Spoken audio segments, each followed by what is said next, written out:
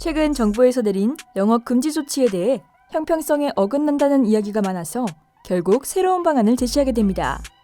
이것은 2021년 1월 8일 0시부터 시행된다고 하는데 어떤 내용인지 한번 알아보겠습니다. 마스크를 벗고 밥을 먹는 식당은 허용하고 있지만 방역 지침을 열심히 실행하고 있는 헬스장은 영업을 할 수 없는 상황입니다.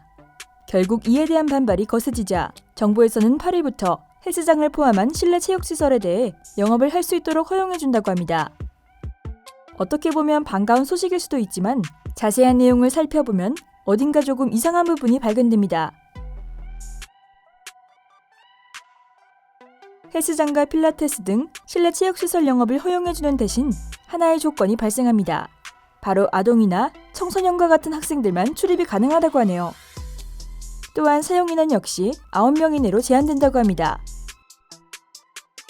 사실상 헬스장을 이용하는 주 고객층은 어른들일 텐데 이러한 조건부 허용에 대해 이해할 수 없다는 반응들이 많았습니다.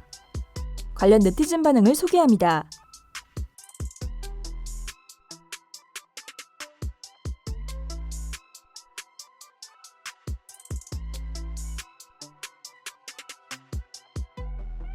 그렇다면 정부에서는 왜 이러한 조건부 운영을 허용한 것일까요?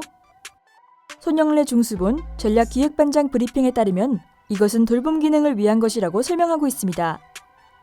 결국 아동과 학생에 한정해서 교습 및 강습 형태여야 한다는 것입니다. 이러한 소식에 대해 헬스장 등 실내 체육시설을 운영하는 자영업자들은 또다시 한숨을 쉴 수밖에 없는 상황으로 보입니다.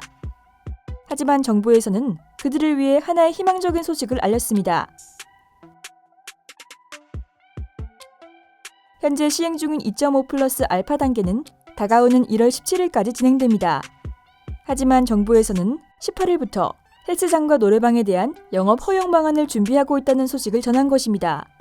윤태호 중수본 방역총괄반장 주장에 따르면 현재 헬스장과 같은 실내 체육시설과 노래방 등의 업계에서 6주 동안이나 장기간 영업을 할 수 없었기 때문에 생계곤란을 겪는 것을 충분히 이해하고 있다고 설명했습니다.